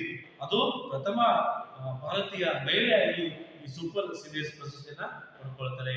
ಇವರಿಗೆ ಅಲ್ಲಿನ ಹರಿಯಾಣದ ಸರ್ಕಾರ ಏನ್ ಮಾಡ್ತಾರೆ? ಇವರಿಗೆ ಅರ್ಜುನ ಪ್ರಶಸ್ತಿ ನೀಡಿಬಿಟ್ಟು ಗೌರವಿಸ್ತಾರೆ. ಮತ್ತೆ ಅದು ಎಷ್ಟೇ ಇಸ್ವಿಲಿ ಅಂತಂದ್ರೆ 2009ರಲ್ಲಿ ಅರ್ಜುನ ಪ್ರಶಸ್ತಿಯನ್ನು ನೀಡಿಬಿಟ್ಟು ಹರಿಯಾಣ ಸರ್ಕಾರ ಗೌರವಿಸಿದ್ರೆ, ಅದೇ ರೀತಿ 2010ರಲ್ಲಿ ಭಾರತ ಸರ್ಕಾರ ಪದ್ಮಶ್ರೀ ಪ್ರಶಸ್ತಿಯನ್ನು ನೀಡಿ ಗೌರವಿಸಲಾಯಿತು. ಕ್ರೀಡಾ ಕ್ಷೇತ್ರದಲ್ಲಿ ಅತ್ಯುನ್ನತ ಪ್ರಶಸ್ತಿಯಾದ ರಾಜೀವ್ ಗಾಂಧಿ ಖೇಲ್ ರತ್ನ ಪ್ರಶಸ್ತಿಯಿಂದ 2010ರಲ್ಲಿ ಗೌರವಿಸಲಾಯಿತು. ನೋಡಿ, ಅನೇಕ ಅಲ್ಲಿ ಹರಿಯಾಣ ಸರ್ಕಾರ ಅರ್ಜುನ ಪ್ರಶಸ್ತಿ ಕೊಡ್ತು ಮತ್ತು ಭಾರತ ಸರ್ಕಾರ ಪದ್ಮಶ್ರೀ ಪ್ರಶಸ್ತಿ ಕೊಡ್ತಾರೆ. ರಾಜೀವ್ ಗಾಂಧಿ ಖೇಲ್ ರತ್ನ ಇದು ಅತ್ಯುನ್ನತ ಕ್ರೀಡಾ ಪ್ರಶಸ್ತಿ. ನಮ್ಮ ಭಾರತ ದೇಶದಲ್ಲಿ ಭಾರತ ಏನು ರಾಜೀವ್ ಗಾಂಧಿ ಖೇಲ್ ರತ್ನ ಪ್ರಶಸ್ತಿ ಅಲ್ವಾ, ಇದು ಬಹಳ ಅತ್ಯುನ್ನತ ಪ್ರಶಸ್ತಿ ಆಗಿರುತ್ತೆ ಕ್ರೀಡಾ ಕ್ಷೇತ್ರದಲ್ಲಿ. 2010ರಲ್ಲಿ ಇವರಿಗೆ ಕೊಟ್ಟುಬಿಟ್ಟು ಗೌರವಿಸ್ತಾರೆ. ದೆಹಲಿಯಲ್ಲಿ ನಡೆದ ಕಾಮನ್ವೆಲ್ತ್ ಕ್ರೀಡೆಗಳ ಸ್ವರ್ಣ ಪದಕ ಗೆಲ್ಲುವುದರೊಂದಿಗೆ ಭಾರತ ಬ್ಯಾಡ್ಮಿಂಟನ್ ಇತಿಹಾಸದಲ್ಲಿ ನಿರ್ಮಿಸ್ತಾರೆ. ನೋಡಿ, ಮತ್ತೆ ಇವರು ಏನ್ ಮಾಡ್ತಾರೆ? ದೆಹಲಿಯಲ್ಲಿ ನಡೆದ 2010ರಲ್ಲಿ ಕಾಮನ್ವೆಲ್ತ್ ಕ್ರೀಡಾಕೂಟ ನಡೆಯುತ್ತೆ. ಅಲ್ಲಿ ಅಷ್ಟೇ ಇವರು ಸ್ವರ್ಣ ಪದಕವನ್ನು ಪಡ್ಕೊಂಡ್ಬಿಟ್ಟು ಭಾರತ ಬ್ಯಾಡ್ಮಿಂಟನ್ ನಲ್ಲಿ ಇತಿಹಾಸವನ್ನ ನಿರ್ಮಿಸಿದ್ದಾರೆ. ಯಾರು? ಸೈನಾ ನೆಹ್ವಾಲ್. ಅದೇ ಇನ್ನೊಬ್ಬ ಮಹಿಳೆಯರು ನಾವು ಪರಿಚಯ ಮಾಡ್ತಾರೆ, ಜ್ವಾಲಾ ಗುಟ್ಟಾ. ನೀವೆಲ್ಲ ಇವ್ರನ್ನೂ ಸಹ ನೋಡಿದಿರಿ. ಜ್ವಾಲಾ ಗುಟ್ಟಾ ಯಾರು ನೋಡಿದಿರಿ? ಯಾರಾದ್ರೂ ನೋಡಿದಿರಾ? ಯಾರು ನೋಡಿಲ್ವಾ? ಸೊ ಒಂದು ಕೆಲಸ ಮಾಡಿ, ನೀವು ಗೂಗಲ್ ಹೋಗ್ಬಿಟ್ಟು ಜ್ವಾಲಾ ಗುಟ್ಟಾ ಅಂತಕ್ಕಂಥದ್ದು ನೀವು ಟೈಪ್ ಮಾಡಿದ್ರೆ ಅವರ ಫೋಟೋ ಬರುತ್ತೆ, ಅವರ ಇಮೇಜಸ್ ಬರುತ್ತೆ, ಅವರ ಆಟದ ವಿಡಿಯೋವನ್ನು ಸಹ ನೀವು ನೋಡ್ಬೋದು ಮಕ್ಕಳೇ. ಸೊ ಇವರು ಈ ರಾಜ್ಯ ಮತ್ತು ರಾಷ್ಟ್ರೀಯ ಆಟಗಾರರ ಪರಿಚಯವನ್ನು ತಿಳ್ಕೊಂಡು ಮಕ್ಕಳೇ.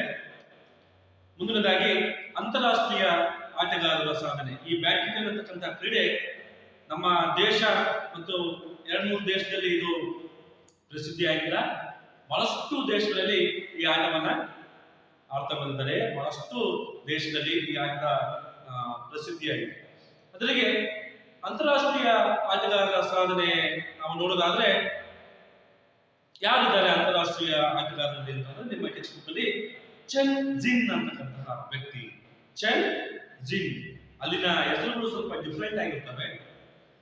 ಇವರು ಚೀನಾದ ಎಬಿಹಿ ಪ್ರಾಂತದಲ್ಲಿಯ ಆಂಡಾಮ್ನ ಎಂಬಲ್ಲಿ ದಿನಾಂಕ 10 ಜನವರಿ 1986ರಲ್ಲಿ ಜನಿಸಿದ ಇವರು ಜಾಗತಿಕ 6ನೇ ಶ್ರೇಯಾಂಕದ ಬ್ಯಾಡ್ಮಿಂಟನ್ ಆಟಗಾರರಾಗಿ ಮಿಂಚಿದ್ದಾರೆ. ನೋಡಿ ಮಕ್ಕಳೇ, ಚೆನ್ ಜಿನ್ ಅಂತಕ್ಕಂತಹ ವ್ಯಕ್ತಿ ಎಬಿಹಿ ಪ್ರಾಂತದಲ್ಲಿಯ ಆಂಡಾಮ್ನ ಎಂಬಲ್ಲಿ ಒಂದು ಗ್ರಾಮದಲ್ಲಿ ದಿನಾಂಕ 10 ಜನವರಿ 1986ರಲ್ಲಿ ಜನಿಸ್ತಾರೆ. ಇವರು 6ನೇ ಶ್ರೇಯಾಂಕಿತ ಬ್ಯಾಡ್ಮಿಂಟನ್ ಆಟಗಾರರಾಗಿ ಮಿಂಚಿದ್ದಾರೆ. ಇವರು ಏಷಿಯನ್ ಜೂನಿಯರ್ ಚಾಂಪಿಯನ್ಶಿಪ್ ಗೆದ್ದು ಇವರು ಜಾಗತಿಕ ಆಟಗಾರರಾಗಿ ಹೊರಹೊಮ್ಮಿದ್ದಾರೆ. ನೋಡಿ, ಏಷಿಯನ್ ಜೂನಿಯರ್ ಚಾಂಪಿಯನ್ಶಿಪ್ ಅನ್ನು ಗೆದ್ದುಬಿಟ್ಟು ಜಾಗತಿಕ ಆಟಗಾರರಾಗಿ ಹೊರಹೊಮ್ಮಿದ್ದಾರೆ. ಇವರು ಇಲ್ಲಿಯವರೆಗೆ ಪೋಲಿಷ್ ಮುಕ್ತ, ಫ್ರೆಂಚ್ ಮುಕ್ತ, ಸ್ವಿಸ್ ಮುಕ್ತ ಮತ್ತು ಪ್ರತಿಷ್ಠಿತ ಅಖಿಲ ಇಂಗ್ಲೆಂಡ್ ಮುಕ್ತ ಪಂದ್ಯಾವಳಿಗಳ ಪ್ರಶಸ್ತಿಯನ್ನ ಪಡೆದುಕೊಳ್ಳುತ್ತಾರೆ. ನೋಡಿ, ಇವರು ಯಾವ ಪ್ರಶಸ್ತಿ ಪಡೆದುಕೊಂಡಿದ್ದಾರೆ ಅಂತಂದ್ರೆ ಪೋಲಿಷ್ ಮುಕ್ತ, ಫ್ರೆಂಚ್ ಮುಕ್ತ, ಸ್ವಿಸ್ ಮುಕ್ತ, ಇವೆಲ್ಲ ಪ್ರಶಸ್ತಿಗಳು, ಇವೆಲ್ಲ ಪ್ರಶಸ್ತಿಗಳನ್ನ ಇವರು ತಗೊಂಡಿದ್ದಾರೆ. ಮತ್ತು ಪ್ರತಿಷ್ಠಿತ ಅಖಿಲ ಇಂಗ್ಲೆಂಡ್ ಮುಕ್ತ ಪಂದ್ಯಾವಳಿಗಳ ಪ್ರಶಸ್ತಿಗಳು ಸಹ ಇವರು ಪಡ್ಕೊಂಡ್ಬಿಟ್ಟು ಜಯಶೀಲರಾಗಿದ್ದಾರೆ. ಇವರು ಅಖಿಲ ಇಂಗ್ಲೆಂಡ್ ಮುಕ್ತ ಪಂದ್ಯ ಪ್ರಶಸ್ತಿಗಾಗಿ ತಮ್ಮ ತಂಡ ಸದಸ್ಯ ಹಿಂದಿನ ಚಾಂಪಿಯನ್ ಜಾಗತಿಕ ಅಗ್ರರಾಗಿದ್ದ ಲಿನ್ ಡಾನ್ ಇವರನ್ನೇ ಪರಾಭವಗೊಳಿಸಿದ್ದಾರೆ. ನೋಡಿ, ಅಖಿಲ ಇಂಗ್ಲೆಂಡ್ ಪ್ರಶಸ್ತಿಗಾಗಿ ತಮ್ಮ ತಮ್ಮ ದೇಶದಲ್ಲಿರ್ತಕ್ಕಂಥ ಸದಸ್ಯವನ್ನ ಅವನನ್ನ ಸೋಲಿಸ್ಬಿಟ್ಟು ಅವರ ಹೆಸರು ಲಿನ್ ಡಾನ್ ಅಂತಕ್ಕಂತಹ ವ್ಯಕ್ತಿಯನ್ನ ಪರಾಭವಗೊಳಿಸಿಬಿಟ್ಟು ಅಖಿಲ ಇಂಗ್ಲೆಂಡ್ ಮುಕ್ತ ಪಂದ್ಯ ಪ್ರಶಸ್ತಿಯನ್ನು ತಗೊಂಡಿದ್ದಾರೆ. ಆದರೆ ಅದೇ ವರ್ಷದ ಬೀಜಿಂಗ್ ಒಲಿಂಪಿಕ್ ಕ್ರೀಡೆಗಳಲ್ಲಿ ಅದೇ ಲಿನ್ ಡಾನ್ಗೆ ಪೂರ್ವಾಂತ್ಯ ಪಂದ್ಯದಲ್ಲಿ ಪರಾಭವಗೊಂಡು ಕಂಚಿನ ಪದಕವನ್ನ ತೃಪ್ತಿಪಡ್ಕೋಬೇಕಾಯಿತು. ನೋಡಿ ಮಕ್ಕಳೇ, ಈ ಕ್ರೀಡೆಯಲ್ಲಿ ಯಾರು ಜಯಶೀಲರಾಗ್ತಾರೆ, ಯಾರು ಸೋಲ್ತಾರೆ ಅನ್ನೋದನ್ನು ನಾವು ಹೇಳಲಿಕ್ಕೆ ಆಗಲ್ಲ. ಯಾಕಂದ್ರೆ ಬಹಳಷ್ಟು ಜಡ್ಜ್ ಮಾಡ್ಲಿಕ್ಕಾಗಲ್ಲ. ನೋಡಿ, ಈ ಜಿನ್ ಅಂತಕ್ಕಂತಹ ವ್ಯಕ್ತಿ ಅಲ್ಲಿ ಇಂಗ್ಲೆಂಡ್ ಮುಕ್ತ ಪಂದ್ಯಾವಳಿಯಲ್ಲಿ ಲಿನ್ ಡಾನ್ ಇವರ ಎದುರಿಗೆ ಅವರು ಪರಾಭವಗೊಳಿಸ್ತಾರೆ. ಯಾರು? ಜಿನ್ ಅಂತಕ್ಕಂಥ ವ್ಯಕ್ತಿ. ಅದೇ ವರ್ಷ ಒಲಿಂಪಿಕ್ ಕ್ರೀಡೆಗಳಲ್ಲಿ ಅದೇ ಲಿನ್ ಡಾನ್ಗೆ ಪೂರ್ವಾಂತ್ಯ ಪಂದ್ಯದಲ್ಲಿ ಪರಾಭವಗೊಂಡು ಕಂಚಿನ ಪದಕವನ್ನ ಪಡ್ಕೊಳ್ತಾರೆ. ಒಲಿಂಪಿಕ್ ಕ್ರೀಡೆಗಳಲ್ಲಿ ಮತ್ತೆ ಇವರಿಬ್ಬರಿಗೆ ಬೀಳುತ್ತೆ ಪೂರ್ವಾಂತ್ಯ ಪಂದ್ಯದಲ್ಲಿ. ಇವರು ಅವರ ಲಿನ್ ಡಾನ್ ಅಂತಕ್ಕಂತಹ ಕ್ರೀಡಾಪಟುವಿನ ಎದುರು ಇವರು ಸೋಲನ್ನು ಬಿಟ್ಬಿಟ್ಟು ಇವರು ಕಂಚಿನ ಪದಕವನ್ನ ಪಡ್ಕೊಳ್ತಾರೆ. ಇವರು 3 ಥಾಮಸ್ ಕಪ್ಗಾಗಿ ಚೀನಾ ತಂಡದ ಸದಸ್ಯರಾಗಿದ್ದರು. ಭಾರತದ ಹೈದರಾಬಾದ್ನಲ್ಲಿ ಸಂಘಟಿಸಲ್ಪಟ್ಟ ಜಾಗತಿಕ ಚಾಂಪಿಯನ್ಶಿಪ್ ನಲ್ಲಿ ಲಿನ್ ಡಾನ್ ರಿಂದ ಪರಾಭವಗೊಂಡು ದ್ವಿತೀಯ ಸ್ಥಾನವನ್ನ ಪಡ್ಕೊಳ್ತಾರೆ. ಅದೇ ಲಿನ್ ಡಾನ್ ಅಂತಕ್ಕಂಥ ವ್ಯಕ್ತಿ ಇವರಿಗಂತೂ ಬಹಳ ಶ್ರೇಷ್ಠ ಕ್ರೀಡಾಪಟು ಆಗಿದ್ದಾರೆ. ವಿಲ್ಸನ್ ಸ್ವಿಸ್ ಮುಕ್ತ ಪಂದ್ಯಾವಳಿಯ ಅಗ್ರ ಪ್ರಶಸ್ತಿಯನ್ನು ಪಡ್ಕೊಳ್ತಾರೆ. ನಂತರ ಕೌಲಾಲಂಪುರದಲ್ಲಿ ಜರುಗಿದ ಥಾಮಸ್ ಕಪ್ ನಲ್ಲಿ ಸಹ ಇಂಡಿಯನ್ ಯೂನಿವರ್ಸಿಟಿಯ ಸೈಮನ್ ಸೈಂಟಿಸ್ಟ್ ಇವರನ್ನು ಪರಾಭವಗೊಳಿಸಿ ಅಗ್ರ ಸ್ಥಾನವನ್ನು ಪಡ್ಕೊಳ್ತಾರೆ. ನಂತರ ಪ್ಯಾರಿಸ್ ನಲ್ಲಿ ನಡೆದ ಜಾಗತಿಕ ಚಾಂಪಿಯನ್ಶಿಪ್ ನಲ್ಲಿ ವೈಯಕ್ತಿಕ ಸ್ವರ್ಣ ಪದಕವನ್ನು ಪಡ್ಕೊಳ್ತಾರೆ.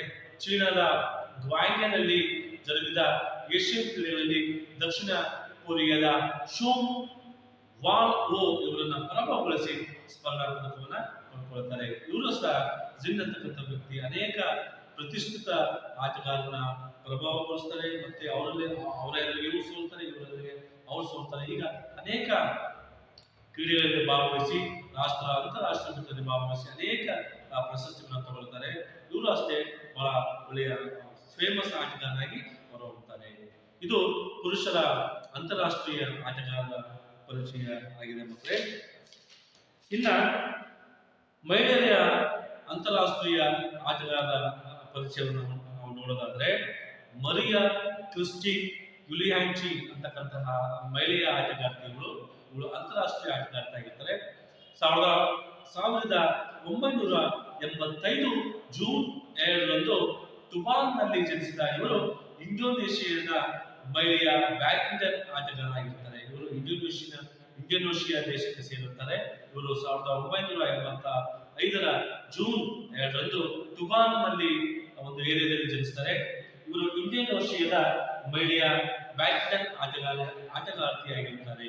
ತಾವು ಆಡಿದ ಉಬೇರ್ ಕಪ್ ಕೂಟದಲ್ಲಿ ಮರಿಯಾ ಇವರು ತಮ್ಮ ತಂಡವನ್ನು ಉಪಾಂತ್ಯದವರೆಗೆ ತರಲು ಯಶಸ್ವಿಯಾಗಿರ್ತಾರೆ. ನೋಡಿ, ಇವರು ಮರಿಯಾ ಅಂತಕ್ಕಂತಹ ಆಟಗಾರ್ತಿ ಉಬೇರ ಕಪ್ ನಲ್ಲಿ ತನ್ನ ತಂಡವನ್ನ ಉಪಾಂತ್ಯ ಪಂದ್ಯದಲ್ಲಿ ತರಲು ಇವರು ಯಶಸ್ವಿಯಾಗಿರ್ತಾರೆ. ಉಪಾಂತ್ಯ ಪಂದ್ಯ ಅಂದ್ರೆ ಸೆಮಿಫೈನಲ್ಸ್ ಪಂದ್ಯದವರೆಗೂ ಇವರ ಪಂದ್ಯಾಟವನ್ನ ಇವರ ತಂಡವನ್ನ ತರಲು ಇವರು ಯಶಸ್ವಿಯಾಗಿದ್ದಾರೆ. ಅದೇ ವರ್ಷ ಇಂಡೋನೇಷಿಯಾದ ಮುಕ್ತ ಸ್ಪರ್ಧೆಗಳ ಉಪಾಂತ್ಯ ಪಂದ್ಯದಲ್ಲಿ ಕ್ರಿಸ್ಟಿನ್ ಇವರು ಚೈನಾದ ದ್ವಿತೀಯ ಶ್ರೇಯಾಂಕದ ಆಟಗಾರ್ತಿಯಾದ ಝ್ವಾಂಗ್ ಲಿಂಗ್ ಇವರನ್ನು ಪರಾಭವಗೊಳಿಸುತ್ತಾರೆ. ನೋಡಿ, ಇಂಡೋನೇಷಿಯಾದ ಮುಕ್ತ ಸ್ಪರ್ಧೆಗಳ ಉಪಾಂತ್ಯ ಪಂದ್ಯದಲ್ಲಿ ಕ್ರಿಸ್ಟಿನ್ ಇವರು ಚೈನಾ ದೇಶದ ದ್ವಿತೀಯ ರ್ಯಾಂಕಿಂಗ್ ಆಟಗಾರ್ತಿಯಾದ ಝ್ವಾಂಗ್ ಲಿಂಗ್ ಇವರನ್ನ ಪರಾಭವಗೊಳಿಸ್ತಾರೆ. ಎಲ್ಲರೂ ಆಶ್ಚರ್ಯಚಕಿತಗೊಳಿಸ್ತಾರೆ. ನೋಡಿ, ಮರಿಯಾ ಅಂತಕ್ಕಂಥ ಈ ಕ್ರೀಡಾಪಟು ಫೇಮಸ್ ಆದಂತ ಚೈನಾದ ಫೇಮಸ್ ಆದಂತ ಝ್ವಾಂಗ್ ಲಿಂಗ್ ಅಂತಕ್ಕಂತಹ ಮಹಿಳೆಯನ್ನ ಸೋಲಿಸ್ಬಿಟ್ಟು ಇವರು ಜಯಶೀಲರಾಗ್ತಾರೆ. ಈ ಜಯಶೀಲರ ಆದ ತಕ್ಷಣ ಎಲ್ಲರೂ ಆಶ್ಚರ್ಯ ಪಡ್ತಕ್ಕಂತಹ ಸಂಗತಿ ಆಗುತ್ತೆ. ಆದರೆ ಅಂತಿಮ ಪಂದ್ಯದಲ್ಲಿ ಅದೇ ಚೈನಾದ ಜ್ಯೂ ಲಿನ್ ಇವರನ್ನು ಪರಾಭವಗೊಳಿಸಲು ಸಮರ್ಥರಾಗ್ತಾರೆ. ಅದೇ ದೇಶದ ಆ, ಮಹಿಳೆ ಆಗ್ತಕ್ಕಂತಹ ಜೂ ಲಿನ್ ಅಂತಕ್ಕಂಥ ಆ, ಮಹಿಳೆಯ ಎದುರುಗಡೆ ಇವರು ಸೋಲನ್ನ ಪಡ್ಕೊಳ್ತಾರೆ. ಈ ಅಂತಿಮ ಸ್ಪರ್ಧೆಯ 1 ಗಂಟೆ 15 ನಿಮಿಷಗಳಲ್ಲಿ ಜರುಗುತ್ತೆ. ನೋಡಿ, ಈ ಪಂದ್ಯ ಮರಿಯಾ ಮತ್ತು ಜೂ ಲಿನ್ ಅಂತಕ್ಕಂಥ ಇಬ್ಬರ ನಡುವಿನ ಪಂದ್ಯ ಎಷ್ಟು ಗಂಟೆ ಆಯಿತು ಅಂತಂದ್ರೆ 1 ಗಂಟೆ 15 ನಿಮಿಷದೊಳಗೆ ಇವರು ಆಟವನ್ನು ಆಡಿದ್ದಾರೆ. ಈ ಸ್ಪರ್ಧೆಯು ಜೂ ಲಿನ್ ಕೂಡ ಹೆಚ್ಚಿನ ವಿಶ್ರಾಂತಿ ಪಡೆದಕ್ಕಾಗಿ ದಂಡ ಕಟ್ಟಬೇಕಾಯಿತು. 2008ರ ಬೀಜಿಂಗ್ ಒಲಿಂಪಿಕ್ ಕ್ರೀಡೆಗಳಲ್ಲಿ ಮರಿಯಾ ಕ್ರಿಸ್ಟಿನ್ ಇವರು ಚೈನಾದ ಲೂ ಲ್ಯಾಂಡ್ ಇವರನ್ನ 21-11, 13-21, 15-21ರಿಂದ ಪರಾಭವಗೊಳಿಸಿ ಕಂಚಿನ ಪದಕವನ್ನ ಪಡ್ಕೊಳ್ತಾರೆ. ಇವರು ಅಷ್ಟೇ ಅನೇಕ ಆ, ರಾಜ್ಯ, ರಾಷ್ಟ್ರ ಮತ್ತು ಅಂತಾರಾಷ್ಟ್ರದಲ್ಲಿ ವಿದೇಶದಲ್ಲಿ ಬರ್ತಕ್ಕಂಥ ಎಲ್ಲ ಕಪ್ಗಳನ್ನು ಆಟ ಆಡ್ಬಿಟ್ಟು ಒಂದು ಬಾರಿ ಸೋಲ್ತಾರೆ, ಒಂದು ಬಾರಿ ಜಯಶೀಲರಾಗ್ತಾರೆ. ಹೀಗೆ ಇವರ ಸಾಧನೆ ಆಗಿರುತ್ತೆ ಮರಿಯಾ ಕ್ರಿಸ್ಟಿನ್. ಇನ್ನ ವಿವಿಧ ಹಂತಗಳಲ್ಲಿ ನಡೆಯುವ ಬ್ಯಾಡ್ಮಿಂಟನ್ ಎರಡನೇ ಫಲಿತಾಂಶ ಆಗಿರುತ್ತೆ. ವಿವಿಧ ಹಂತಗಳಲ್ಲಿ ನಡೆಯುವ ಬ್ಯಾಡ್ಮಿಂಟನ್ ಪಂದ್ಯಗಳು ಯಾವ ಬರ್ತವೆ ಅನ್ನೋದಾದ್ರೆ ಥಾಮಸ್ ಕಪ್. ಇದರಲ್ಲಿ ಥಾಮಸ್ ಕಪ್ ಇದನ್ನು ಸಾಮಾನ್ಯವಾಗಿ ಜಾಗತಿಕ ಪುರುಷರ ತಂಡ ಚಾಂಪಿಯನ್ಶಿಪ್ ಎಂದು ಕರೆಯಲಾಗುತ್ತದೆ. ಈ ಥಾಮಸ್ ಕಪ್ ಅಂತಕ್ಕಂಥದ್ದು ಯಾವ ಇನ್ನೊಂದು ಹೆಸರು ಏನಂತ ಕರಿತೀವಿ ಅಂತಂದ್ರೆ ಸಾಮಾನ್ಯವಾಗಿ ಜಾಗತಿಕ ಪುರುಷರ ತಂಡ ಚಾಂಪಿಯನ್ಶಿಪ್ ಎಂದು ಕರೆಯಲಾಗುತ್ತದೆ. ಜಾಗತಿಕ ಬ್ಯಾಡ್ಮಿಂಟನ್ ಫೆಡರೇಷನ್ನ ಸದಸ್ಯ ರಾಷ್ಟ್ರಗಳ ಪುರುಷ ತಂಡಗಳು ಈ ಟೂರ್ನಿಯಲ್ಲಿ ಭಾಗವಹಿಸುತ್ತಾರೆ. ನೋಡಿ, ಈ ಥಾಮಸ್ ಕಪ್ ನಲ್ಲಿ ಯಾವ ಯಾವ ತಂಡಗಳು ಭಾಗವಹಿಸ್ತವೆ ಅಂತಂದ್ರೆ ಜಾಗತಿಕ ಬ್ಯಾಡ್ಮಿಂಟನ್ ಫೆಡರೇಷನ್ನ ಸದಸ್ಯ ರಾಷ್ಟ್ರಗಳು ಏನು ಈ ಬ್ಯಾಡ್ಮಿಂಟನ್ ಅಲ್ಲಿ ಯಾರು ಸದಸ್ಯನ ಪಡ್ಕೊಂಡಿರ್ತಾರೆ ಅಂತ ರಾಷ್ಟ್ರಗಳು ಮಾತ್ರ ಈ ಪುರುಷರ ತಂಡಗಳು ಅದರಲ್ಲಿ ಪುರುಷರ ತಂಡಗಳು ಭಾಗವಹಿಸುತ್ತಾರೆ. 1948-49ರಲ್ಲಿ ಪ್ರಾರಂಭವಾದಾಗ ಈ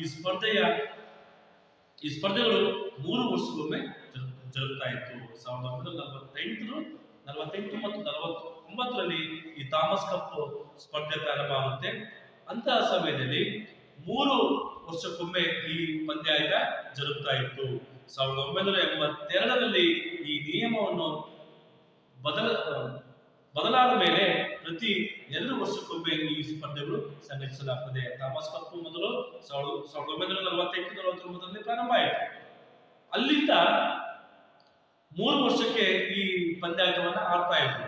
ನಂತರ 1987ರಲ್ಲಿ ಈ ಥಾಮಸ್ ಕಪ್ ಅನ್ನ ಪ್ರತಿ 2 ವರ್ಷಕ್ಕೊಮ್ಮೆ ಆಟವನ್ನ ಸಂಘಟನೆ ಮಾಡೋದಕ್ಕೆ ಪ್ರಾರಂಭ ಮಾಡಿದ್ರು. ಪ್ರತಿ 2 ವರ್ಷಗಳಿಗೊಮ್ಮೆ ಈ ಸ್ಪರ್ಧೆಗಳು ಸಂಘಟಿಸಲಾಗುತ್ತದೆ. ಈ ಟೂರ್ನಿಯ ಅಂತಿಮ ಹಂತದಲ್ಲಿ 12 ತಂಡಗಳು ಭಾಗವಹಿಸುತ್ತವೆ ಮತ್ತು ಇದೇ ಸಂದರ್ಭದಲ್ಲಿ ಇದನ್ನು ಸಂಘಟಿಸುವ ದೇಶದಲ್ಲಿಯೇ ಮಹಿಳೆಯರಿಗಾಗಿ ಉಬೇರ್ ಕಪ್ ಟೂರ್ನಿಯನ್ನ ಸಂಘಟಿಸಲಾಗುತ್ತದೆ. ಈ 2 ಸ್ಪರ್ಧೆಗಳು ವಿವಿಧ ಹಂತಗಳಲ್ಲಿಯೂ ಏಕಕಾಲಕ್ಕೆ ನಡೆಯುತ್ತದೆ. ನೋಡಿ, ಏನೋ ಥಾಮಸ್ ಕಪ್ ಅಂತಕ್ಕಂತಹ ಕಪ್ಪು ಇದು ಪುರುಷರಿಗಾಗಿ ನಡೆಯುತ್ತೆ ಮತ್ತು ಉಬೇರ್ ಕಪ್ ಅಂತಕ್ಕಂತಹ ಕಪ್ಪು ಇದು ಮಹಿಳೆಯರಿಗಾಗಿ ನಡೆಯುತ್ತೆ. ಇದ್ರ ಬಗ್ಗೆ ಗೊತ್ತಾಯ್ತಲ್ವಾ? ಥಾಮಸ್ ಕಪ್ ಅಂತಕ್ಕಂತಹ ಕಪ್ಪು 1948-49ರಲ್ಲಿ ಪ್ರಾರಂಭಗೊಳ್ಳುತ್ತೆ. ಅವಾಗ ಇದನ್ನ 3 ವರ್ಷಕ್ಕೊಮ್ಮೆ ಆಟವನ್ನ ಆಟ ಆಡ್ತಾ ಇದ್ರು. ನಂತರ 1982ರಲ್ಲಿ ಇದನ್ನ 2 ವರ್ಷಕ್ಕೊಮ್ಮೆ ಆಟವನ್ನ ಸಂಘಟನೆಯನ್ನ ಮಾಡಿದ್ರು. ಅದರ ಜೊತೆಗೆ ಥಾಮಸ್ ಕಪ್ ನಡೀತಕ್ಕಂತ ಜೊತೆಗೆ ಮಹಿಳೆಯರಿಗಾಗಿ ಉಬೇರ್ ಕಪ್ ಅನ್ನು ಸಹ ಸಂಘಟಿಸಲಾಗುತ್ತದೆ. ಈ 2 ಸ್ಪರ್ಧೆಗಳು ವಿವಿಧ ಹಂತಗಳಲ್ಲಿಯೂ ಏಕಕಾಲಕ್ಕೆ ನಡೆಯುತ್ತದೆ. ಈ ಒಂದು ಪ್ರತಿಷ್ಠಿತ ಟೂರ್ನಿಯಲ್ಲಿ ಇಂಡೋನೇಷಿಯಾ ಅತ್ಯಂತ ಯಶಸ್ವಿ ತಂಡವೆಂದು ಕಂಡುಬಂದಿರುತ್ತದೆ. ಚೀನಾ ಮತ್ತು ಮಲೇಷಿಯಾ ತಂಡಗಳು ಸಹ ಈ ಟೂರ್ನಿಯಲ್ಲಿ ಮಹತ್ವದ ಸಾಧನೆಯನ್ನ ಗೆದ್ದಿರುತ್ತದೆ.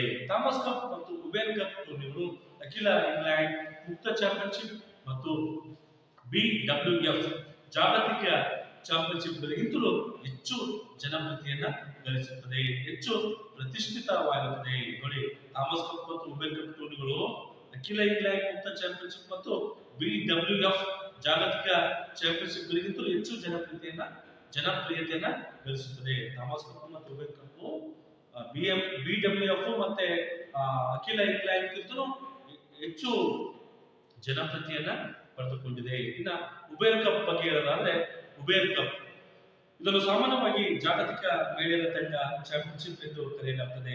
ಇದು ಜಾಗತಿಕ ಬ್ಯಾಡ್ಮಿಂಟನ್ ಫೆಡರೇಷನ್ ಸದಸ್ಯ ರಾಷ್ಟ್ರಗಳ ಮಹಿಳೆಯರ ತಂಡಗಳು ಈ ಟೂರ್ನಿಯಲ್ಲಿ ಭಾಗವಹಿಸುತ್ತವೆ. ಇದು ಉಬೇರ್ ಕಪ್ ಅಂತಕ್ಕಂತಹ ಕಪ್ಪು ಎಸ್ಪೆಷಲಿ ಮಹಿಳೆಯರಿಗೋಸ್ಕರ ಆಟವನ್ನು ಆಟ ಆಡಿಸ್ತಾರೆ. ಇಲ್ಲಿ ಅಷ್ಟೇ ಯಾರು ಆ, ಜಾಗತಿಕ ಬ್ಯಾಡ್ಮಿಂಟನ್ ಫೆಡರೇಷನ್ ಸದಸ್ಯ ರಾಷ್ಟ್ರಗಳು ಮಾತ್ರ ಈ ಟೂರ್ನಿಯಲ್ಲಿ ಭಾಗವಹಿಸಬಹುದು. 1956-57ರಲ್ಲಿ ಪ್ರಾರಂಭವಾದಾಗ ಈ ಟೂರ್ನಿಗಳಲ್ಲಿ ಪ್ರತಿ 3 ವರ್ಷಕ್ಕೊಮ್ಮೆ ಸಂಘಟಿಸಲಾಗ್ತದೆ. ಇದು ಅಷ್ಟೇ ಉಬೇರ್ ಕಪ್ ಇದೆ ಅಲ್ವಾ, ಇದನ್ನು ಅಷ್ಟೇ 1956ರಲ್ಲಿ ಇದು ಪ್ರಾರಂಭವಾದಾಗ 3 ವರ್ಷಕ್ಕೊಮ್ಮೆ ಆಟವನ್ನು ಆಟ ಆಡ್ತಾ ಇದ್ರು. 1984ರಿಂದ ಈಚೆಗೆ ಈ ಟೂರ್ನಿಯು ಪ್ರತಿ 2 ವರ್ಷಕ್ಕೊಮ್ಮೆ ಆಟವನ್ನ ಆಟ ಆಡ್ತಾ ಇದ್ದಾರೆ. ಇದು ಉಬೇರ್ ಕಪ್ ಅಂತಕ್ಕಂತಹ ಕಪ್ಪು ಇದು ಸ್ಪೆಷಲಿ ಮಹಿಳೆಯರಿಗೋಸ್ಕರ ಆಟವನ್ನು ಆಟ ಆಡಿಸ್ತಾ ಇದ್ರು. ಇದು ಅಷ್ಟೇ 1956ರಲ್ಲಿ 3 ವರ್ಷಕ್ಕೊಮ್ಮೆ ಆಟವನ್ನು ಆಟ ಆಡ್ತಾ ಇದ್ರು. 1984ರ ನಂತರ ಇದನ್ನ 2 ವರ್ಷಕ್ಕೆ ಇದರ ಆಟವನ್ನು ಸೀಮಿತ ಮಾಡಿದ್ದಾರೆ. ಓಕೆ, ಇನ್ನ ಲಾಸ್ಟ್ ಪ್ರಶಸ್ತಿ ಇದು ಆಲ್ ಇಂಗ್ಲೆಂಡ್ ಓಪನ್ ಚಾಂಪಿಯನ್ಶಿಪ್. ಇದು ಅತ್ಯಂತ ಹಳೆಯ ಮತ್ತು ಪ್ರತಿಷ್ಠಿತ ಟೂರ್ನಿ ಆಗಿರುತ್ತದೆ. ಆಲ್ ಇಂಗ್ಲೆಂಡ್ ಚಾಂಪಿಯನ್ಶಿಪ್ ಅಂತಕ್ಕಂಥದ್ದು ಬಹಳ ಹಳೆಯ ಚಾಂಪಿಯನ್ಶಿಪ್ ಮತ್ತು ಹಳೆಯ ಪ್ರತಿಷ್ಠಿತ ಟೂರ್ನಿ ಆಗಿರುತ್ತದೆ. 1899ರಲ್ಲಿ ಮೊಟ್ಟ ಮೊದಲ ಬಾರಿಗೆ ಯಶಸ್ವಿಯಾಗಿ ಸಂಘಟಿಸಲ್ಪಟ್ಟ ಈ ಟೂರ್ನಿಯು ಪ್ರತಿ ವರ್ಷ ನಡೆಯುತ್ತದೆ. ಮೊದಲ ಪಂದ್ಯಾವಳಿಯು ಪುರುಷರ, ಮಹಿಳೆಯರ ಮತ್ತು ಮಿಶ್ರ ಜೋಡಿಗಳ ಸ್ಪರ್ಧೆಯಾಗಿರುತ್ತದೆ. ನಂತರ 3 ವರ್ಷದಿಂದ ಪುರುಷರ ಮತ್ತು ಮಹಿಳೆಯರ ವೈಯಕ್ತಿಕ ವಿಭಾಗದಲ್ಲಿಯೂ ಸ್ಪರ್ಧೆಗಳನ್ನು ಪ್ರಾರಂಭಿಸಲಾಯಿತು. ಮೊದಲಿನ 3 ಟೂರ್ನಿಮೆಂಟ್ನಲ್ಲಿ ದಿ ಓಪನ್ ಇಂಗ್ಲೆಂಡ್ ಚಾಂಪಿಯನ್ಶಿಪ್ ಎಂದು ಕರೆಯಲಾಗುತ್ತಿತ್ತು. ವಿಶೇಷವಾಗಿ ಥಾಮಸ್ ಕಪ್ ಪ್ರಾರಂಭವಾದ ಮೇಲೆ ಈ ಟೂರ್ನಿಯನ್ನು ಅನಧಿಕೃತ ಜಾಗತಿಕ ಚಾಂಪಿಯನ್ಶಿಪ್ ಎಂದೇ ಪರಿಗಣಿಸಲಾಗುತ್ತದೆ. ಡೊನೆಕ್ಸ್ ಕಂಪನಿಯವರು ಈ ಟೂರ್ನಿಮೆಂಟ್ಗಳನ್ನು ಪ್ರಾರಂಭಿಸುತ್ತಿದ್ದರು.